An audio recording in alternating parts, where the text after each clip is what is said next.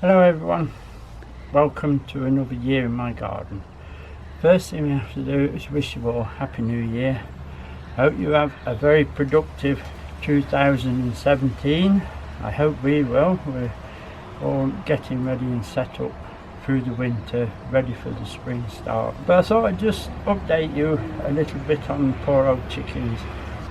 The death row said we've got to keep them in till the end of February now. They've been in since the beginning of December, so they're getting a little bit fed up. I do find though they're eating a lot more now than what there was when they was running about.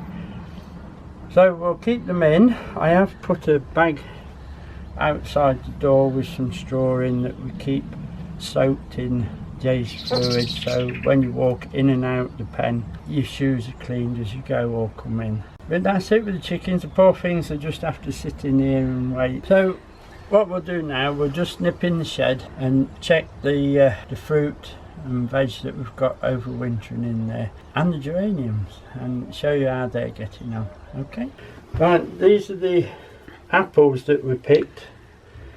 We've used about 50% of them now.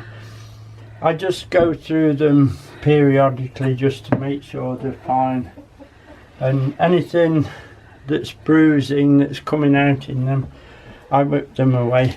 Now this one I've just polished over to show you just how they come up when, although they're dusty and they won't wash them because they're out of storage, but as you can see they're perfectly alright yet.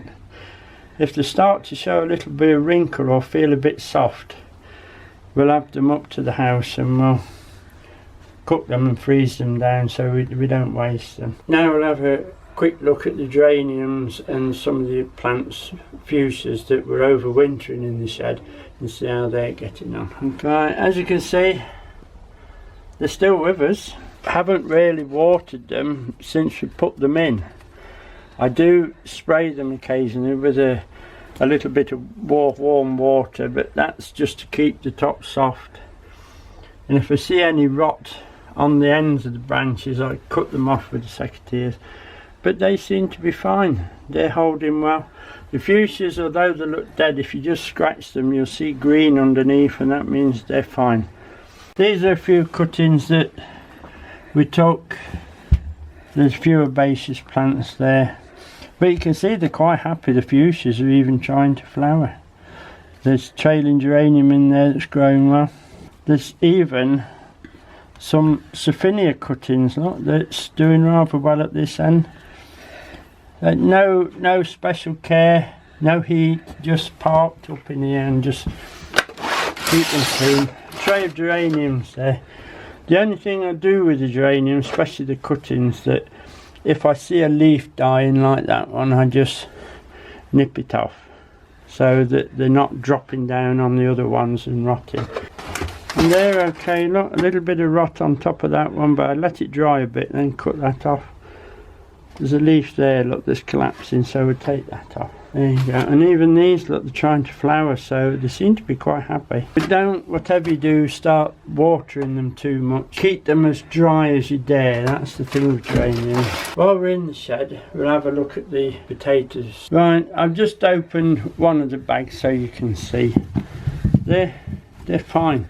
What I'm feeling for is that they're nice and cold. Try and keep them as cold as you possibly can. Once they get cold, cover them up with sacks to keep them cold. And we check for any rotten ones that's been bruised, lifting, or that have gone bad in here. A good tip with these, that if you've got one going bad in this sack, you'll be able to smell it. It's got a, you need to smell it to know the smell, but once you know, you can literally just smell in your bag and you'll know whether they're good or bad. So keep them well covered, don't let the light get to them, don't let them get warm. If they get warm they'll start sprutting and think it's spring, and we don't want that. I don't know if you can see these very well, it's getting a bit dark now. But there's the onion strings we did, there's only 3 left. And periodically, at least once a week when I'm down here, I just give them a turn, make sure they're fine. Any rotten ones or discoloured ones I take off. I have taken 1 or 2 out that have gone bad. Keep an eye on them, they're fine. So now we'll just pop out. I've got some Solomon's seal I want to pot. I've lifted them out of the garden. Right, while we're in the middle of winter, as we are with the weather, it's a good time for your herbaceous plants, especially the spreading type, to lift some, split them and repot them. What I'm going to do today is a few Polygonatum, Solomon's seal. I've been up to the garden just above us, and we've got two big clumps. Dug a corner of them up and I want to pot them, and then I think we'll move two pots to the front, into the front garden, so we get that nice flowering spike come up off them. Here they are, what we've dug up. Just knock the soil off, and let me show you one if I can get one. There you are. Each one of these will produce a long arched top with nice leaves up there and pure white flowers hanging down. Very, very nice. So that's what we're looking for, and then others will grow off this and spread, but we won't just put one in, else you'll not be getting much of a pot. So let's put a few in, shall we?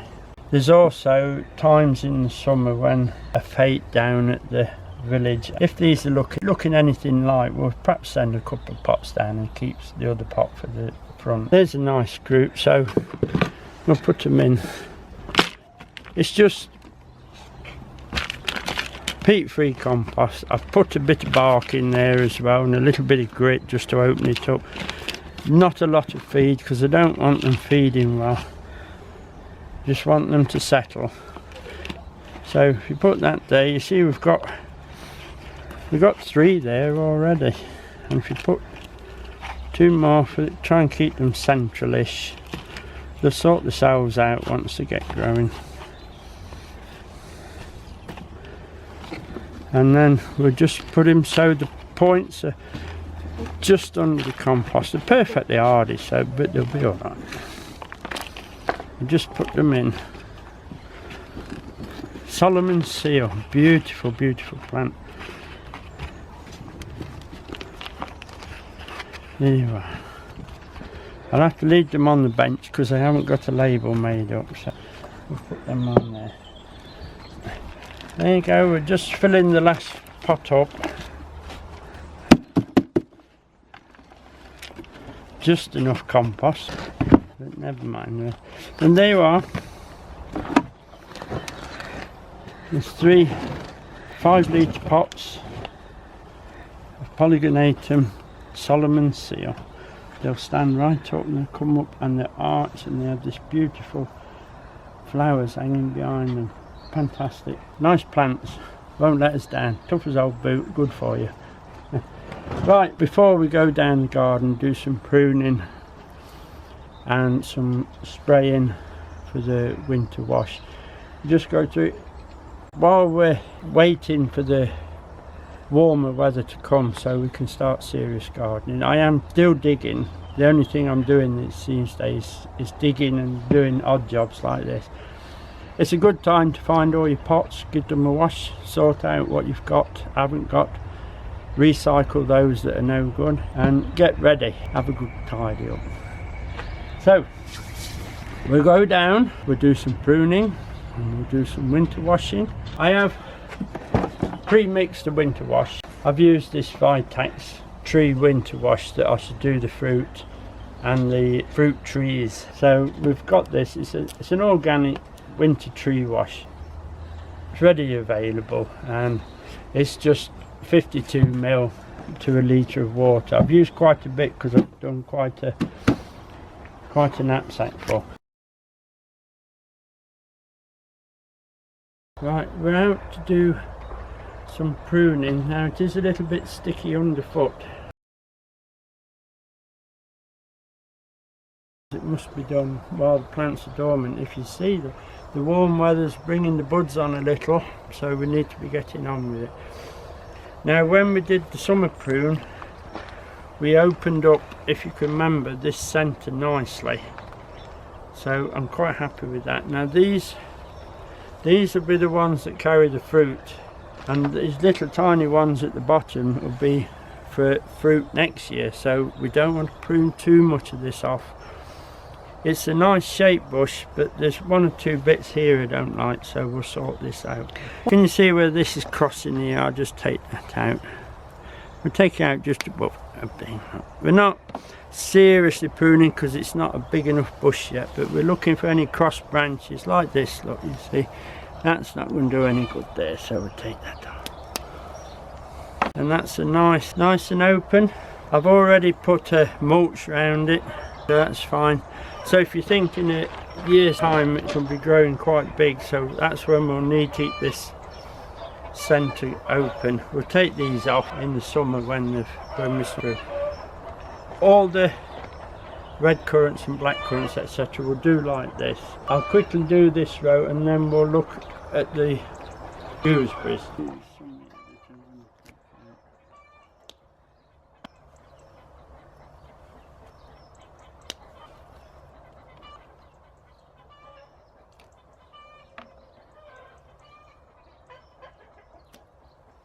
If there's any dead wood as you go round that you can see, you'll take that as a matter of course. But the others, that's fine. We've got a nice circle of plants there. Plant just to take it round. Nothing serious passing over, so that'll do that one, I think.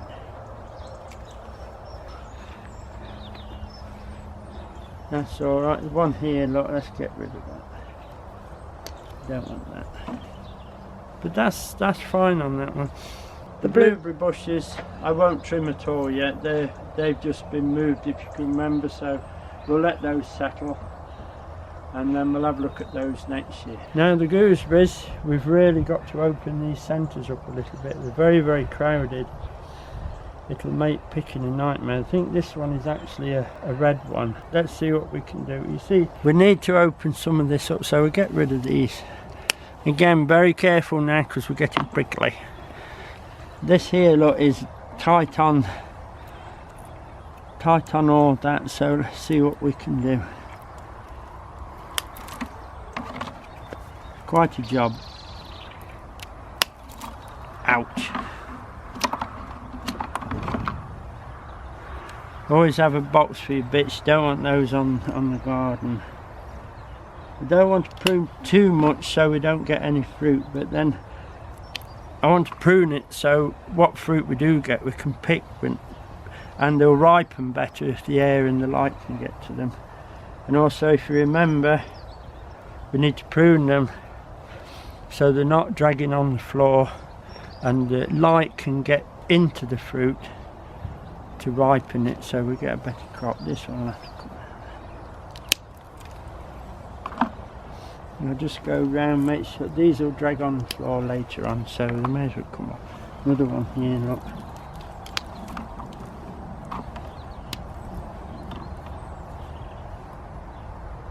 That's not too bad. These that have dragged on the floor and rooted, I don't want to be spreading like that, so we'll take those off. That one's rooted. Look, if we wanted we could pop that, but I've got enough at the moment. So that looks okay. Now I will take that off just a moment.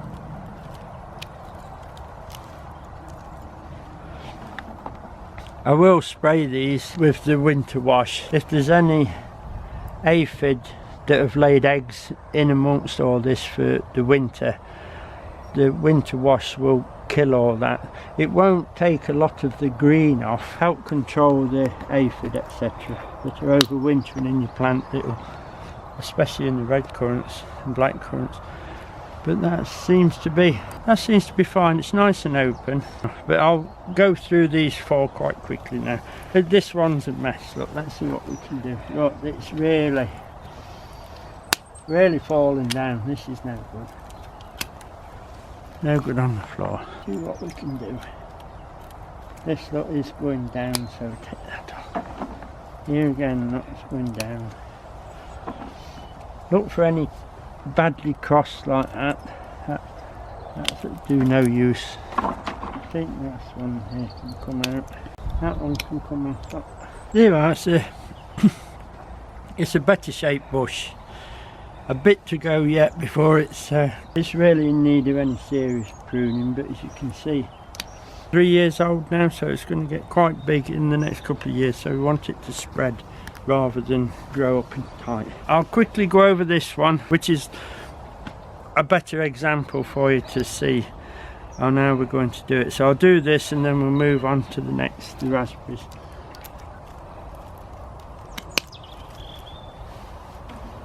Quite quickly, so open it up, get some, yes, we'll have that one out, and that one.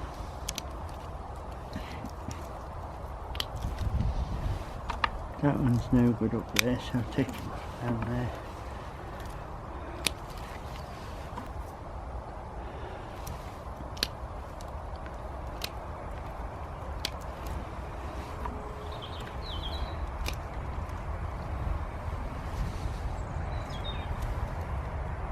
Leave that one. There you are, it's a nice bush. So we'll spray it next. I'll take that off. The spray might take a little bit of this off, but it's not detrimental to the plant. We'll just do a little bit on the raspberries and then I'll spray this, then we'll go down and do the fruit trees, okay?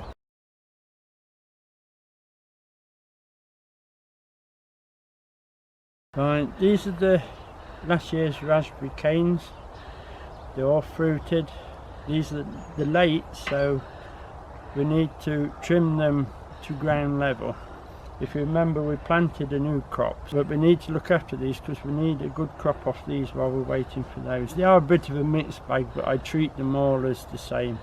So what I do, I come right down and I take them off at the bottom.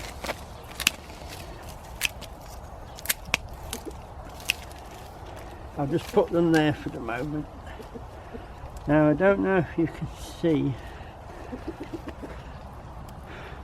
Can you see there?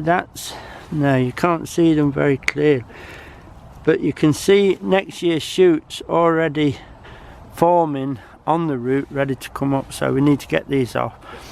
And then put a mulch on and leave them for another year. But I'll just whip these off to...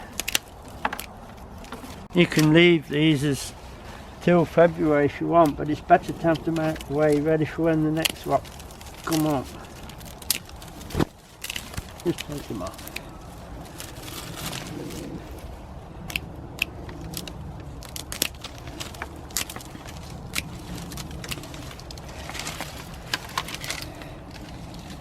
They're a bit of a, as I said, that one's dead, look, so we removed the whole thing.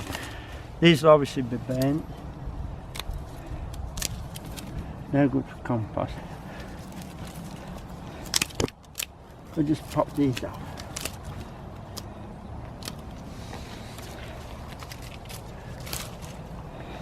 And then, right, because the raspberry canes, the roots are very, very shallow, so try not to dig near them if you can help it.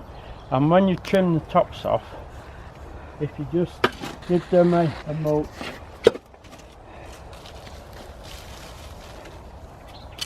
Now this is, mine don't get much of a mulch because we only use or try to use the compost that we make ourselves in the bins. We're a little bit short, so I want to try and save as much as possible for the potatoes.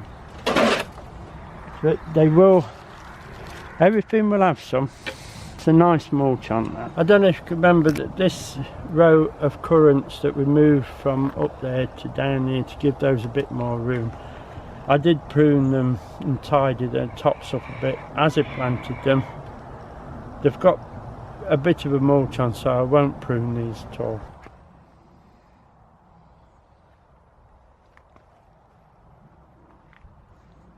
I've got a charge in the knapsack of Vitax Winter Wash. Now this will, any aphid eggs or other insect eggs that have been laid on the plants and left to overwinter in the cracks and crannies of the bark, etc., this will kill them. So I'm going to start and give the blueberries a quick blast, and then do the currants and the gooseberries all in one. Okay, it's I've got a fine sprayer on the end, and make sure you get the whole thing.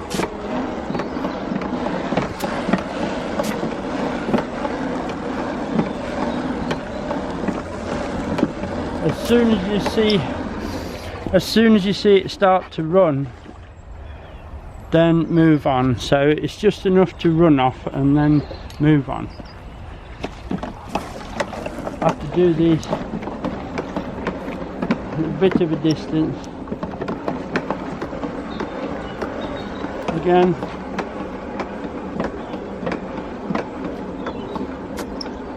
this blackberry can do with some as well. Look, it's evergreen, that one, but it won't hurt it.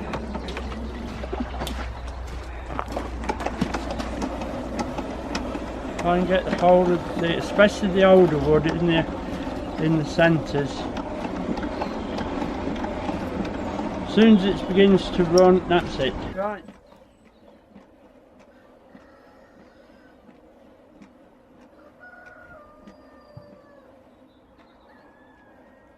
That's the gooseberries done and the currants done. We'll go down and do some fruit trees now. On our way down you can see the Brussels still cropping very, very well. Really enjoyed them. They've been a delight to eat actually this year.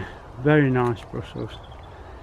Leeks have been brilliant as well. They've done so well, I will grow this variety again next year. Very pleased with them. Still on our way down. As you can see, the overwintered onions are doing rather well. I shall try and get on them as soon as I can when it's dry enough, just to hoe them through. And the garlic at the back there is doing exceptionally well. It's one or two gaps where the birds have pulled them out and made off with them. But right, this is our Victoria plum. It's about 5 years old now, and we're still really, although we've had plums, we've had no really heavy crop over it. I think it's where it is down here, the cold air comes rolling down from the top and it seems to spoil it every year, but we don't know. What I am going to prune to this year is I'm going to have a look round for any crossed or dead branches, but I am going to actually take one or two out the top, because if we do get some plums, I don't want them right up there. So quite a drastic cut here. Look, I'm going to take that one off there, you see, good clean cut. And I'm going to take that one and that one. I'm going to stop that one. I'm going to pick those up. Right, the chickens are very noisy today because they're all locked in, and so they're shouting to one another across the garden. So just bear with the crowing. Take this off. Look, it's dead anyway, but I'll just clean it. That's no good. I'm just looking quickly round for branches like that one that's crossing one another, or any more dead branches. And so we haven't really had a crop off this. At some stage, if it doesn't crop, we'll have to consider taking it out. We'll take that one out, just crossing. Let me take that one out. I don't want to be right up there. So really, that's it for the plum. I'm not going to cut any more. Remember though, that they don't do your plums too late, because once the sap starts running, they will, as we call it, bleed a little. So best done in the middle of winter, when, like now, they're not coming to any harm at all. Right, let's have a look at that pear tree, shall we? Now the pear tree looks, you can see in previous years we've took some off at the top. Well, I'm going to take some more, because I don't want pears right up there. I want the pears here where we can pick them. So I'm going to take some off the top and some off these ends to bring the tree in a little.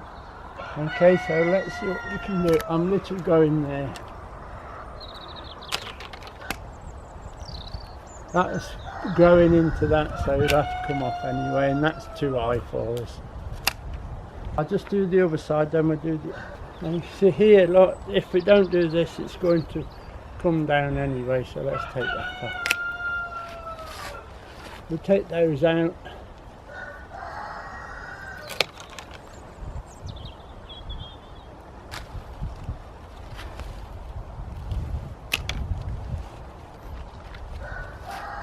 Take that out.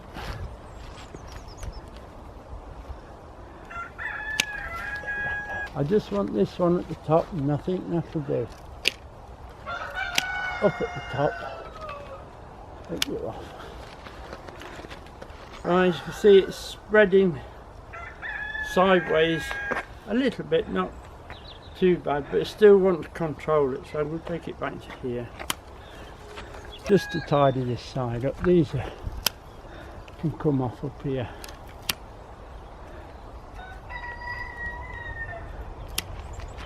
We'll take that one back a little. Right, let's have a look. Looks better already, doesn't it? I'll shorten this one and those few there, and I think that will do the pear tree.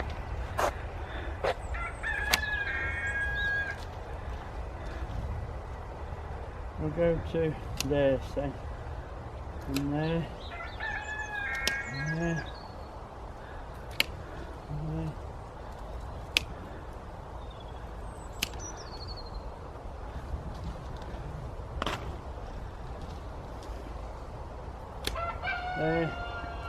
There.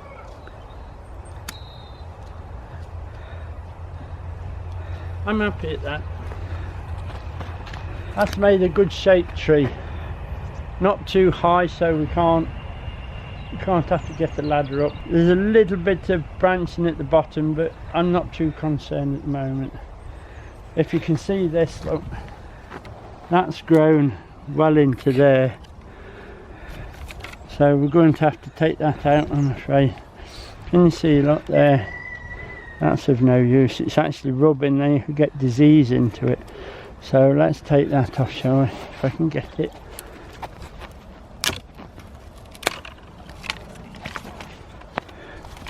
It's grown into it that bad. That's better, look. They're not rubbing so bad now, they are rubbing a little. There you go. That's fine now. These are plums Czar, which are a bit later than the Victoria. So I'm literally going to do what I did last year and just take the tops out, because I don't want them making huge trees. So this is it. This is be the. Unless I can see when I stand back, if I see any more crosses or anything, I'll remove those. But I think that will be fine. Alright, this is the same tree as that one, the Czar, the late plums. They did crop last year, so I'm quite pleased with them. But same again, I'm just going to take these tops out because I don't want it to go too high.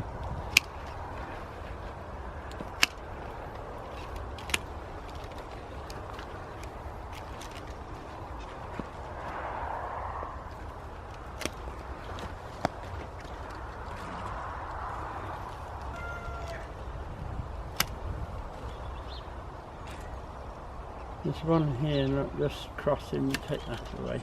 That's fine. Now we'll do the apple. This is the apple we've got in storage, if you remember. This is the apple. These are the apples that we've got in storage. That came from this tree. Now when we was picking it, we did find it crops so heavy that it pulls all the branches down to the ground. I did mention this year that I was going to take quite a bit off the long branches at the bottom and leave the top. So I shall prune with that in mind, okay? There's a, I don't know if you can see it, there's a broken branch here, look, it's split. That's where the fruit's been so heavy. So I'm going to take that off anyway. That's just on my way in. You can see where, you can see what's happened, look. So we're going to be quite drastic. So anything below this branch I'm going to take off, actually. Just keep these for burning later. So here again, look, you see, let's take them out. So that one, literally I'm going to take off. Could do it with a saw really if you wanted. quite a big branch, maybe a saw.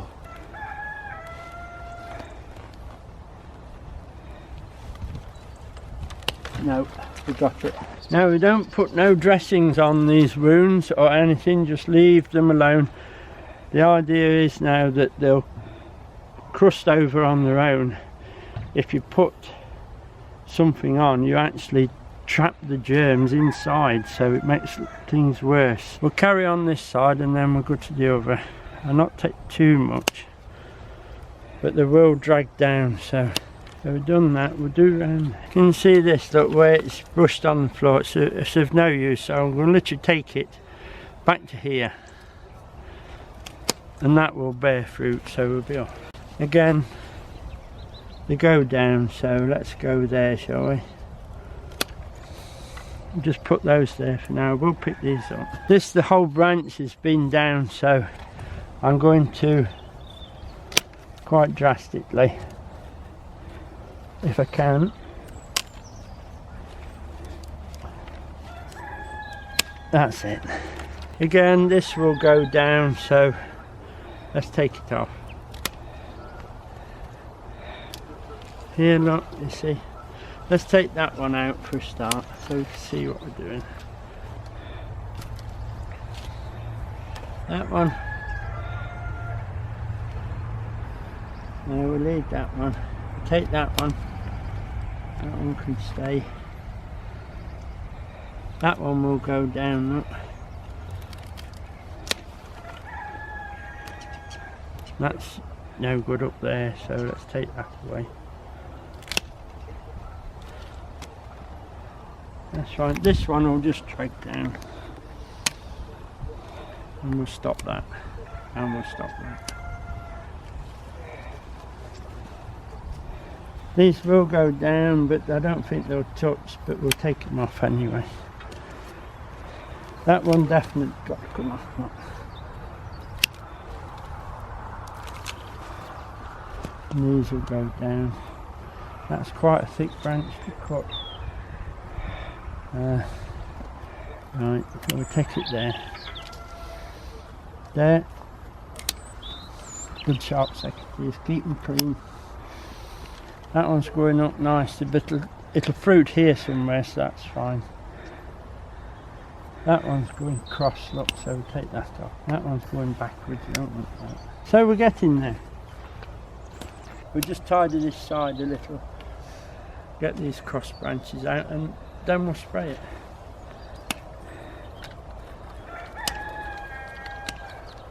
Take that out, I think.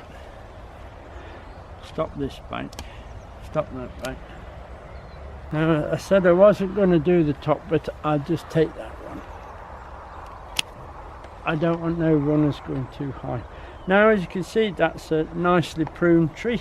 So there she stands, nicely pruned, and now we'll just spray over to get all the aphids, etc., that are in these little crevices that they've flown to the tree. They can't come up the tree because of the grease man, but they'll fly to the tree and lay eggs. We need to take that out. Look, can you see, look where those two are crossing? Unfortunately, we can't allow that, so let's take that. The tree next to it is a nectarine. I won't prune that until it starts to show a little bit of leaf. I find this, if you prune them now too hard or not hard enough, they'll go into biannual fruiting. I should prune so much of it out, cut so much out. I shan't prune a whole lot, just take odd branches out to thin it once it starts to show a bit of colour. And that's all I do to that one. It works because we had that many nectarines, we didn't know what to do with them all. We'll do that later. But all the trees are showing bud, they're not swelling, they're not breaking, so now's the time we must get this spray on. So let's get spraying. Right, I'm just going to start spraying these few trees that we've pruned. The other thing I want to say while I was down here is that the field beans have all been eaten by the pigeons and the squirrels. Every single one, all bar one or two that I've seen. But they've gone along the lines and taken the lot. Let's spray some trees. Get right in.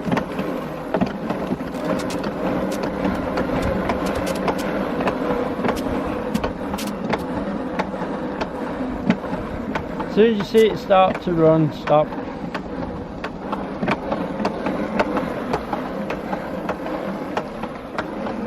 Get right in there where they'll get. Anyway, let's do the other side. That's not been done.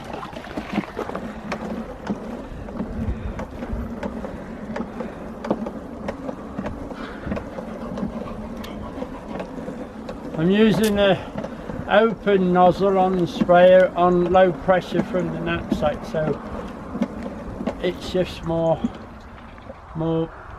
spray on. So as you can see, that's running off nicely, and that will do. We'll move to the next.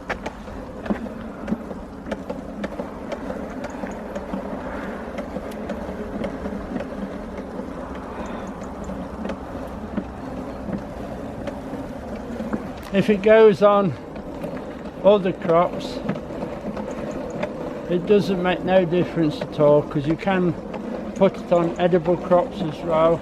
So if it goes on the leeks or the carrots, that's fine, it just washes off. I do believe there's no harsh chemicals in it. I think it's mainly a soap based spray, but it seems to work. I'll just do this side of this tree and then we'll move on.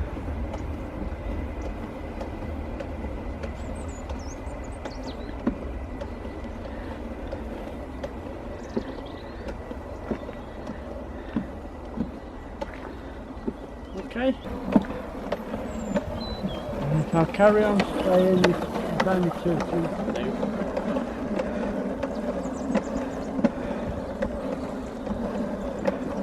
That's running off nicely now.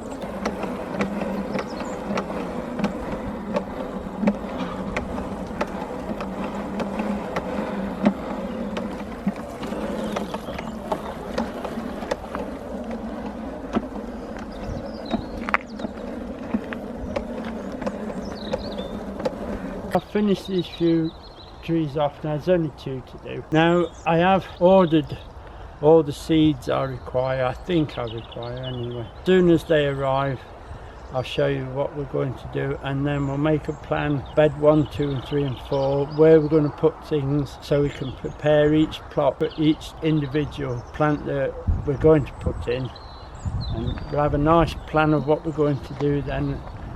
We should be organised, but there's bad weather coming. There's no rush yet, with plenty of time. So let me get these trees sprayed and we'll get done. Right, while I'm doing the winter wash, I'll give the grapevine a wash. It'll want one, or it won't do it any harm to have a good wash.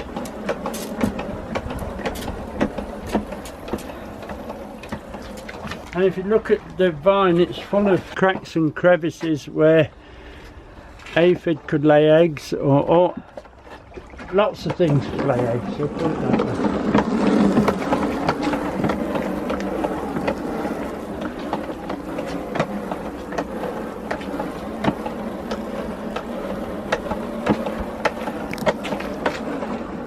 You can actually do conifers and evergreens with this as well, but the best thing to do is try a little on the conifers or evergreens first before you spray. The vine is also showing some good eyes on it. We won't do no pruning to the vine right into March before we look at the vine. No rush with the vine.